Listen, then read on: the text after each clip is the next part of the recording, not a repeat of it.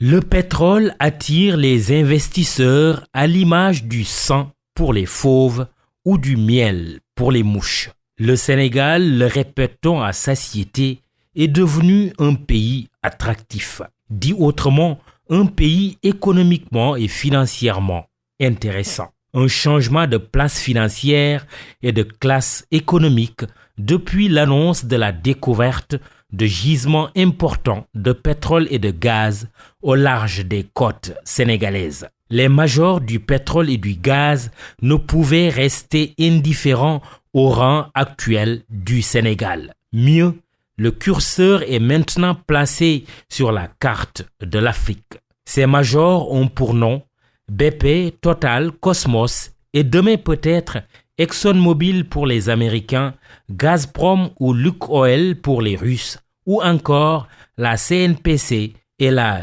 Sinopec chez les Chinois. Mais l'or noir n'attire pas seulement que les compagnies pétrolières, parce que charriant beaucoup de capitaux, ces mastodontes entraînent dans leur sillage d'autres firmes étrangères évoluant dans divers domaines.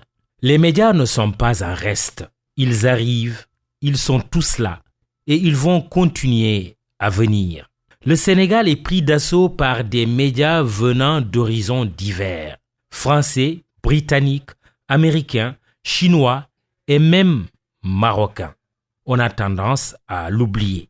Le Maroc, eh oui, il n'y a pas d'État plus stratège que le royaume chérifien. Fermons la parenthèse et posons la question. Qu'est-ce qui fait courir certains majors de la presse mondiale chez nous? La première chose à savoir et à retenir est que l'opinion publique de ces pays est tenue informée de tout ce qui se dit ou se fait partout où leur État ou leurs entreprises, y compris privées, décident d'investir. À plus forte raison quand des milliards de dollars sont en jeu. Droit à l'information oblige. La deuxième raison est d'ordre stratégique. Le contrôle de l'information est au fond de l'écran et en arrière-plan l'influence. Car il n'y a pas meilleur vecteur du fameux soft power que la presse. Surtout quand elle est forte. Les compagnies pétrolières sont si puissantes qu'elles pèsent sur les politiques des États. La troisième et dernière raison de cette ruée médiatique est purement économique.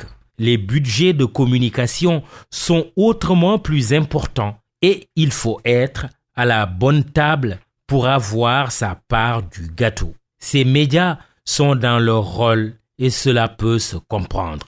Le Sénégal, pays ouvert de par son histoire, sa géographie et sa culture, carrefour des lignes internationales, ne saurait fermer ses frontières. Il ne peut y avoir ni exclusivité ni exclusion en Afrique, tonne le président sénégalais Macky Sall recevant le prix Midays au Maroc. Seulement, l'ouverture aux apports féconds, qui présuppose la diversification des partenaires, ne s'oppose pas à la protection de la production locale. Se protéger ne signifie pas s'enfermer. Il s'agit plutôt de se protéger pour mieux s'ouvrir.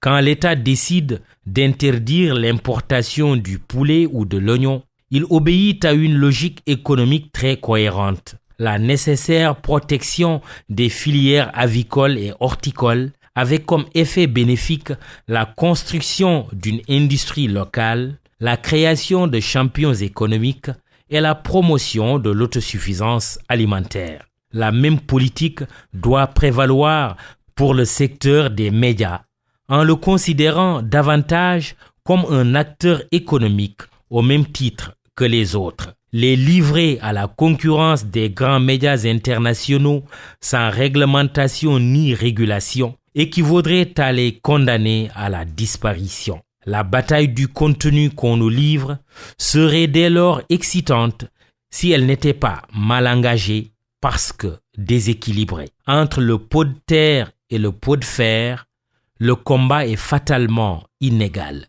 Erreur de croire que le Sénégal se porterait mieux sans une presse locale forte et crédible. Derrière l'information, il y a un enjeu de culture, voire de sécurité, et par conséquent de stabilité. La main invisible est plus que d'actualité.